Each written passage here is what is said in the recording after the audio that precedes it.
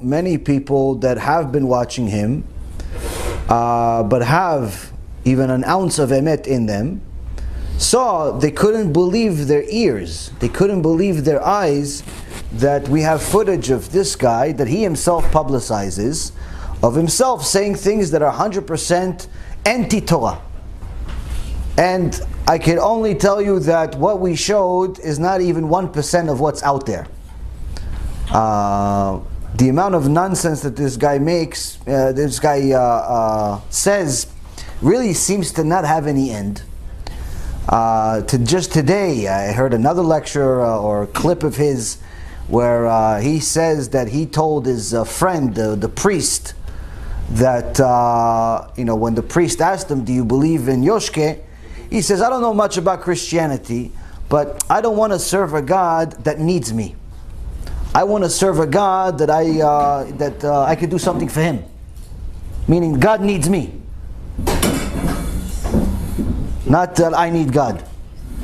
This minister back in Minnesota, very nice guy. We met. We were introduced for the first time, and he says, "So, do you believe in Jesus?"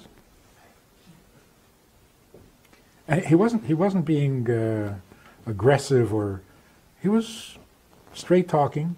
Wants to know what I believe. So I said, "Look, I don't know much about Christianity, but I'm not looking for a God who's going to help me.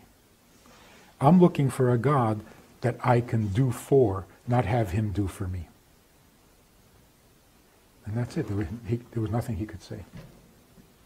He started to cry. And he says, "I never thought of that." Are we here to get from God what we need, which He made us need? This doesn't make any sense at all. What is life all about? Fulfilling your needs. Did I ask for these needs? No. But you got to spend your whole life taking care of your needs. And if you don't, you go to hell? I mean, this is mind-boggling. No, God is the needy one, not us.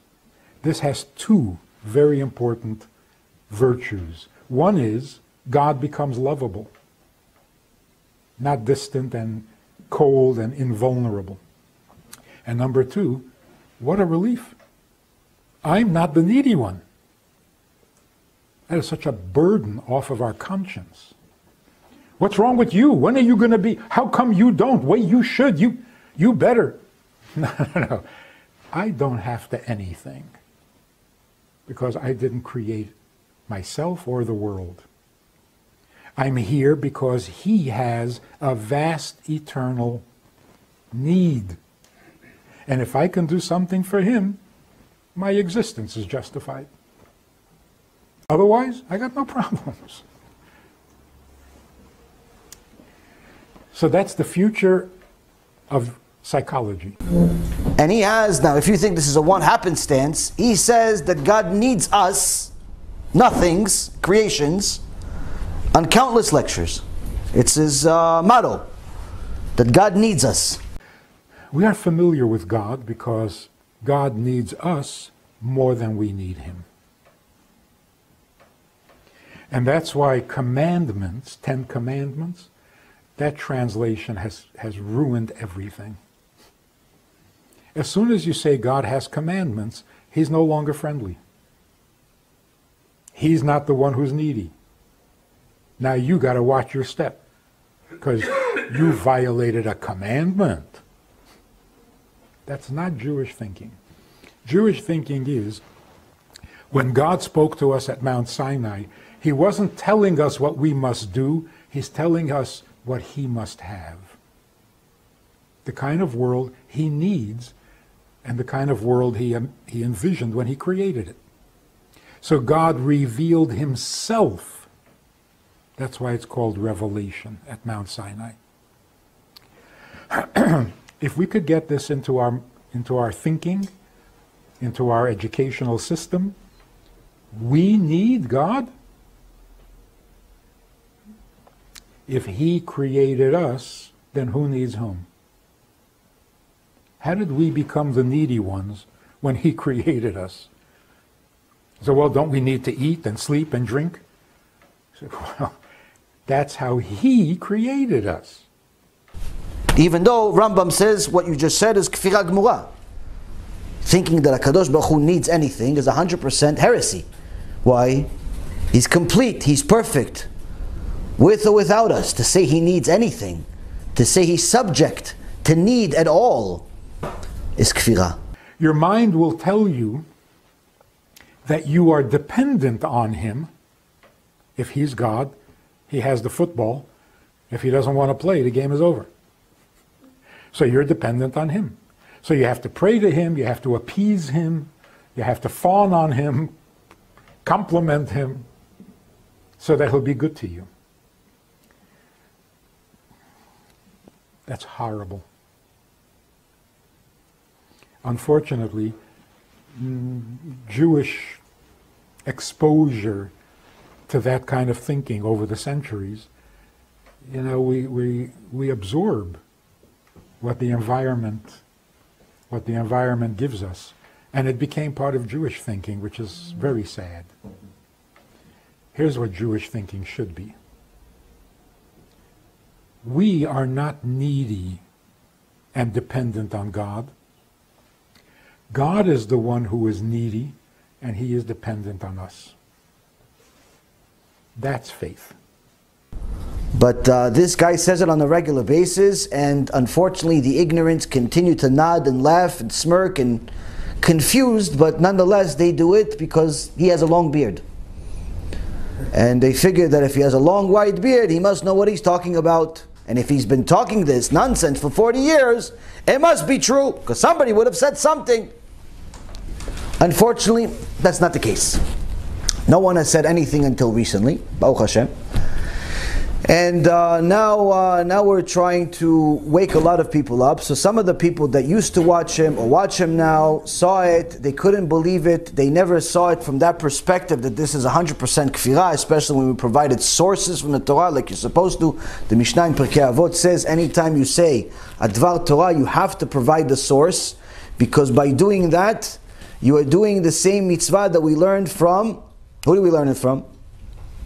Esther HaMalka. Esther HaMalka, Esther said to the Melech, she said to the Melech, the dvarim of Mordechai.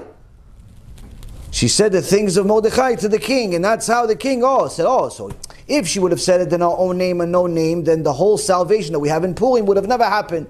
But she said what happened in the name of Mordechai, so the Melech thought later on, you know what, this Mordechai, I owe him a gift.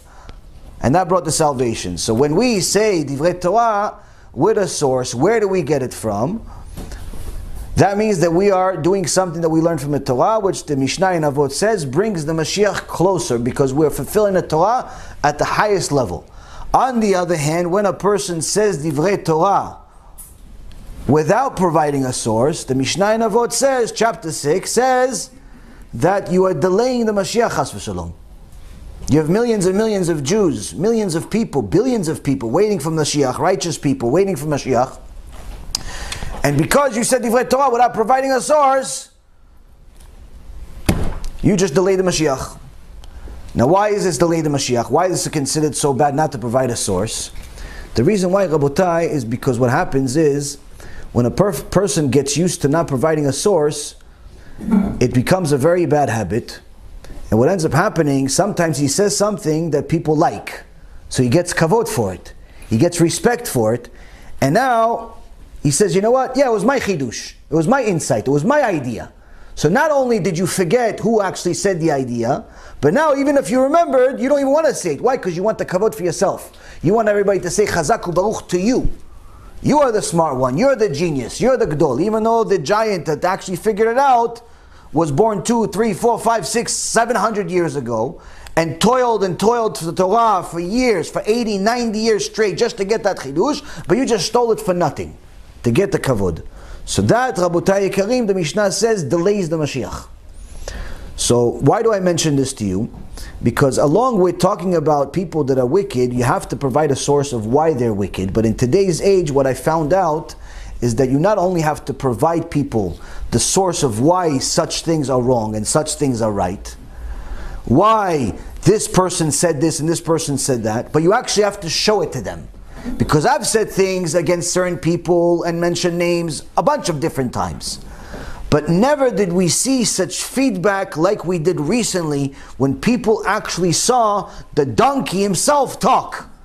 When they saw Manis Friedman, Vayiftach Hashem et pi ha'aton, when he actually started saying something, people reacted. Thousands and thousands of people watched this clip, and Baruch Hashem, many of them woke up. Unfortunately, there's always a bad case, unfortunately, in some of the, while we're in this world.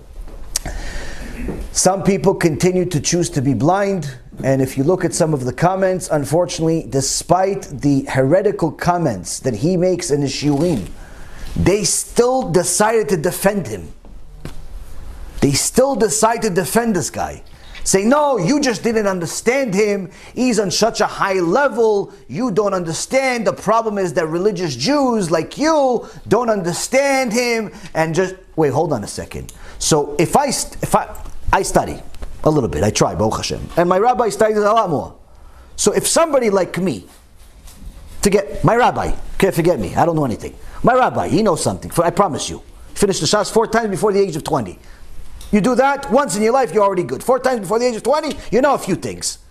Twice Yerushalmi, twice Bavli. Wrote 40 books, he just turned 30 years old. Over 40 books. So he knows a few things about Torah, not about Kit Kats and X-Men. Now, he knows a few things. I told him exactly word for word translation. What does it say in this clip? He says it's kofer gamur. I said, wait a minute, but he said this and this. For the last 2 years, we've been reviewing videos. This doesn't happen just now. For the last 2 years, he says it's kofer gamur. You cannot count him in minyan. You cannot count this person in minyan. I said, oh, well, maybe this, maybe that. Arguing back and forth. This is what it is. I spoke to Manis Friedman's son, maybe a year ago, a little less than that, after first time I made a public comment against him. His son called me. I had at least a half hour to an hour conversation with his son. I don't remember the times, it may be even longer. His son tried to defend him, defend his father in the name of his father. I believe that Manis was in the background, just didn't want to talk to me, but whatever. The long story short, I spoke to his son who's a rabbi. Claims to be a rabbi. So I said, okay, can you provide me a single source for any of the things that he says in his lectures? And I named a few things. He says, I'm sorry, I don't remember sources. I said, but you're a rabbi. He says, yeah, but I don't remember sources. I said, okay, but can you get back to me with sources? He goes, yeah, I'll get back to you with sources. I said, okay, I don't have to get back to you. I'll give you some sources of why it's wrong. I gave him at least 50 sources. Ishtabach Shemo Hatziat Nishmaya that day, as if I was getting Matan Torah that day. I remembered everything, like as if it was like an open book. I gave him source. This is wrong, that is wrong. As if I know something. So I say to him, can you prove all of these sources wrong?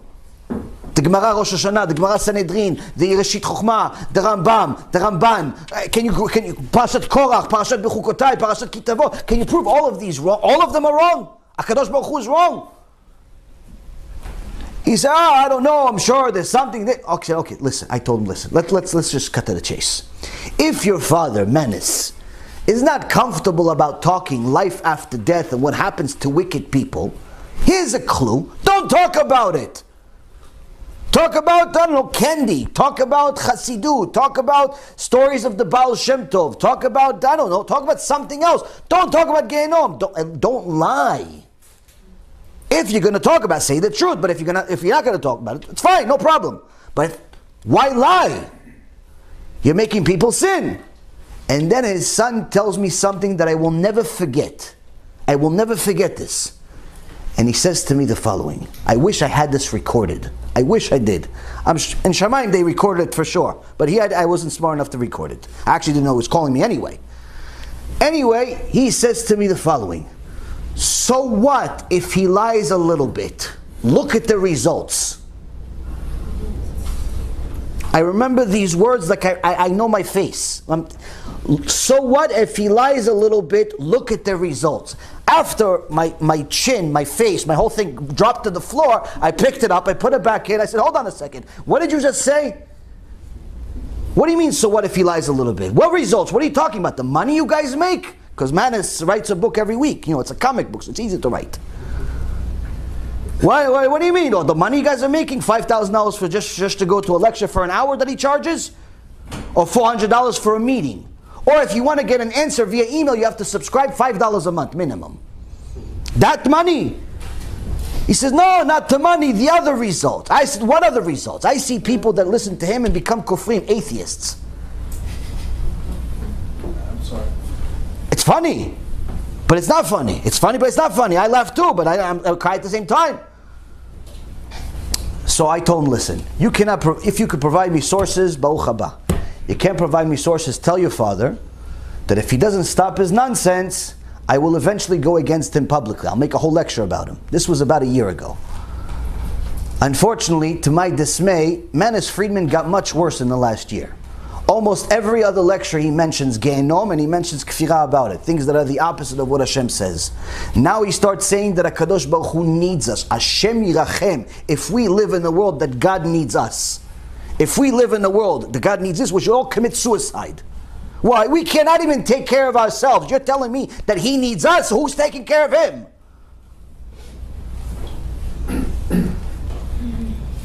What do you mean He needs us? That's what I'm saying. What does He mean? Does He mean He needs us? What does it mean He needs us? He says He created us, therefore He needs us. I didn't ask to be created, He says. To bring the Shekhinah? I didn't ask to be created.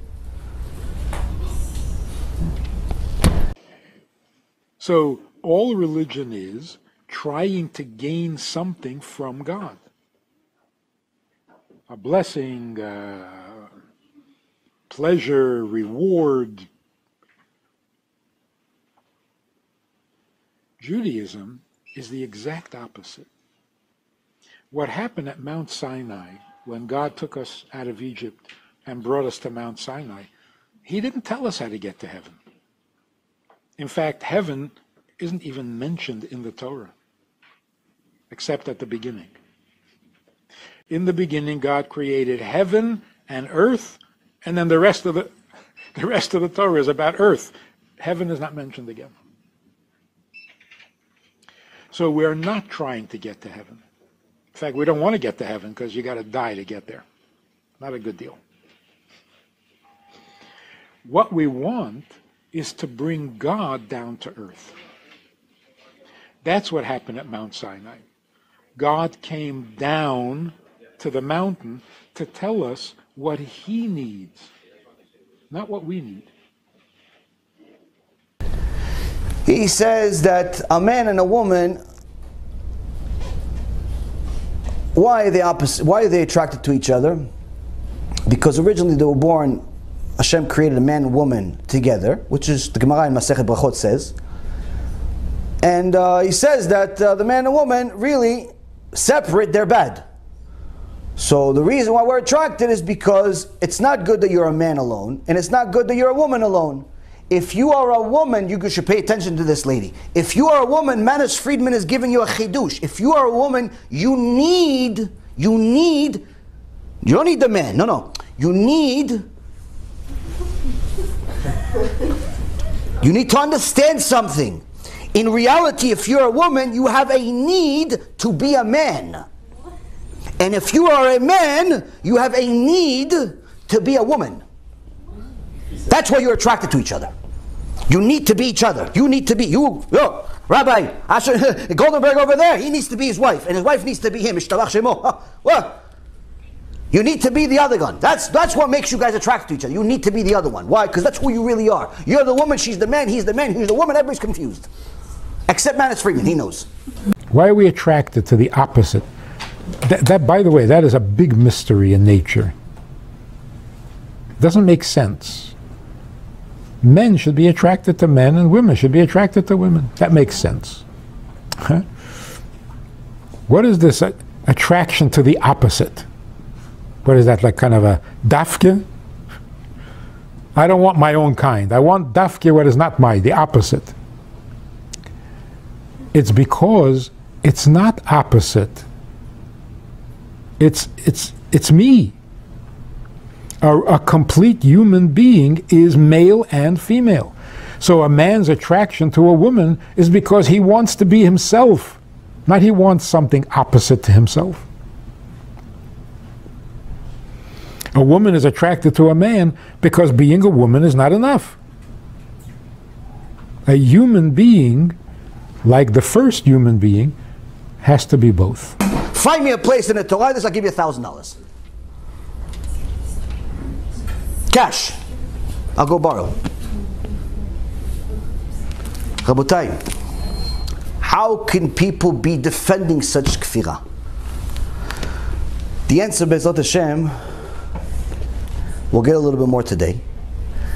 But it's very, very important for us to know that this, unfortunately, has been going on for 40 years with Menace. It has been going on for 40 or 50 or 60 or 100 or a few hundred or a few thousand years. But Am Yisrael, we've always had people like this. He's not new. He's just a new face for the last 40 years. We've always had people like him that try to revolutionize the divine Torah that doesn't need to be revolutionized. Now, HaKadosh Baruch Hu feels bad for people because He loves us.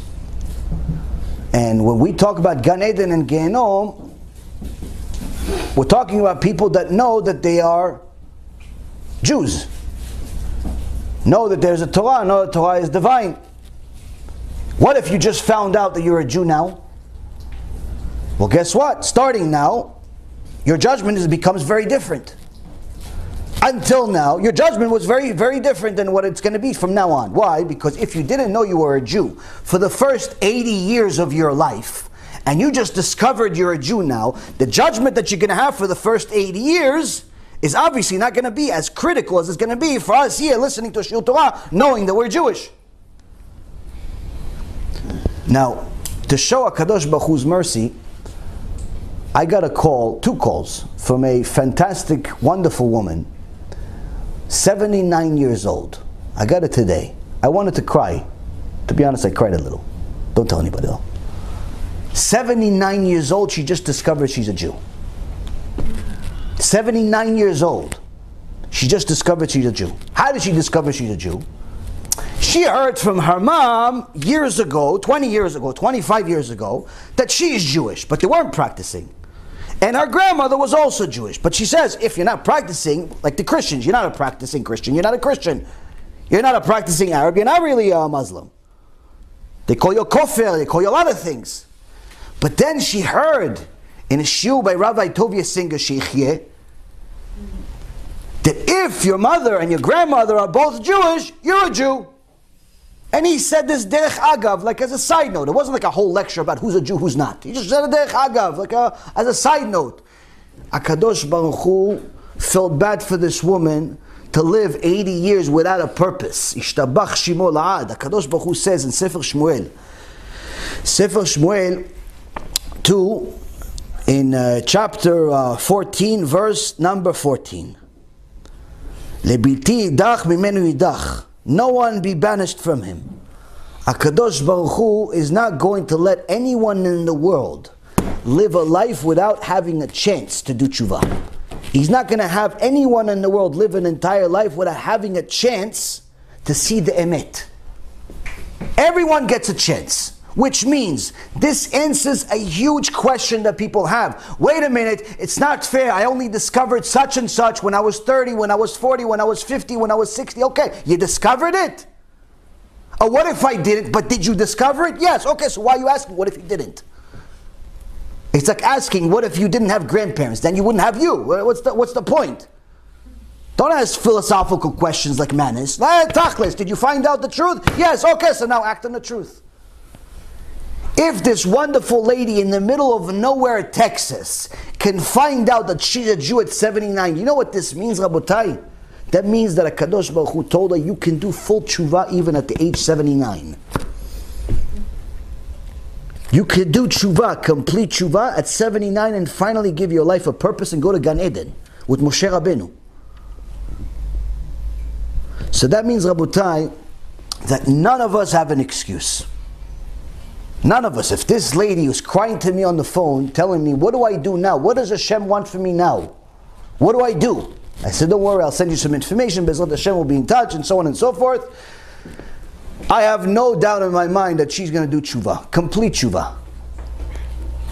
The question is, are we going to do tshuva? Are we going to continue lying to ourselves by using Maniss and the likes excuses of why we don't need to do tshuva, because everyone goes to Gan Eden according to Maniss Friedman, no matter what. He says that because the exile has been so long, for 2,000 years, there's no Jew in the world that deserves punishment. Everybody goes to Gan Eden. After putting us in Golos for 2,000 years, after giving us a Yetzer Hara, after creating sins, He is going to punish us if we do a sin?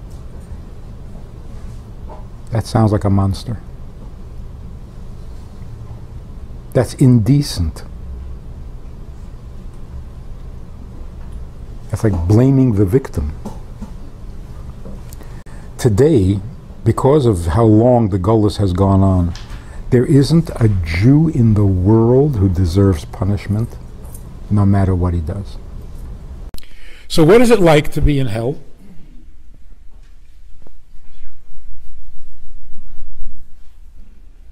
There is really a serious, proper definition or description of hell.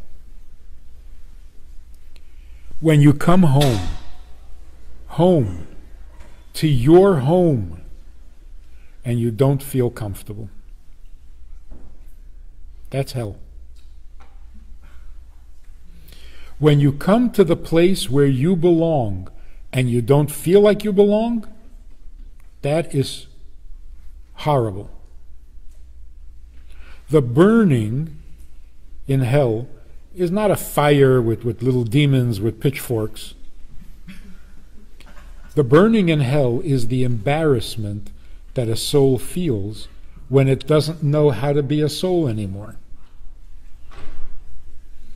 Some souls go back to the world of souls as if they never left. Completely comfortable being a soul. That's heaven. But when you're uncomfortable being a soul, because your soul is so used to being in a body, not being comfortable as a soul among souls, that's hell. How long does it take to readjust? Maximum 12 months. After 12 months, you're in heaven. Where is the heads of Chabad?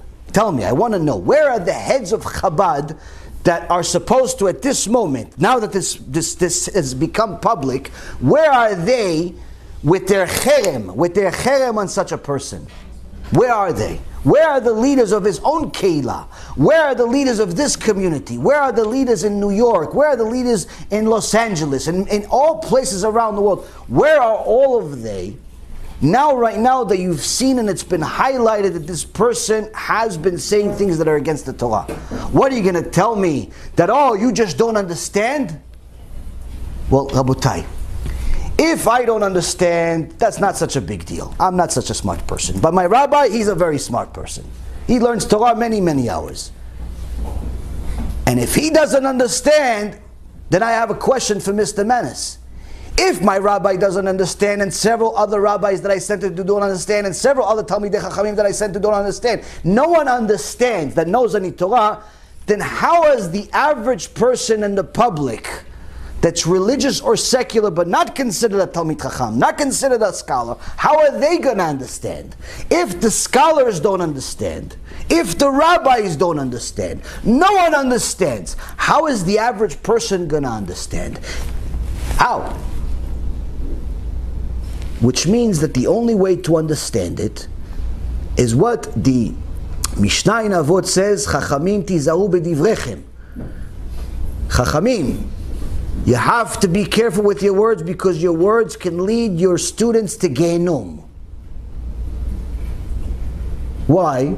If you speak in a way that's philosophical and theoretical and all types of other calls, and no one understands your calls, then guess what?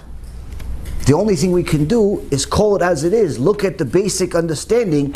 The basic understanding is what you're saying is kfiira. So unless you can either explain it in a normal way that a fool like me could understand, unless you could explain it with a source from Chazal, there's no other There's no other conclusion other than to call it kfiira. But unfortunately, Rabotai, there are still going to be people that defend him, even after this video comes out. Because some people just want to be lied to. Because it soothes their lifestyle. It soothes their actions that are against Hashem. Makes them feel okay about it. Why? Man has said, I'm not going to Gehinnom anyway. Now, why am I mentioning this again? We've done enough. Why is this being mentioned again? It's because unfortunately, Rabotai Yekarim, this is part of the prophecies that will happen before Mashiach.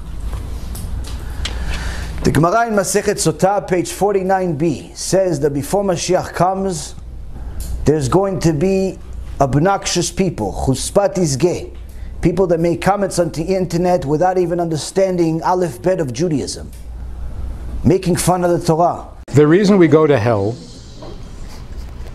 when we die is because we want to be with our friends.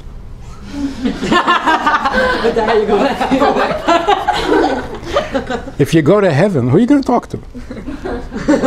That's true. No one in my life is going to heaven.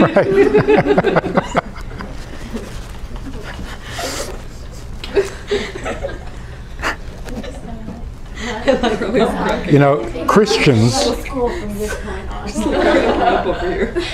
are afraid of hell.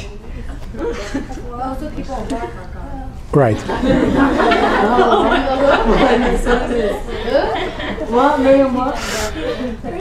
It's a borough park thing. Yeah. So first of all, what is Gehinnom? What is it? Oh, what it is, you burn like a barbecue. You roast on a fire on the... What are we talking about here? On the neshama? Your neshama goes to hell and burns. How do you burn on the neshama? Your neshama is fine. That's right. How do you burn it?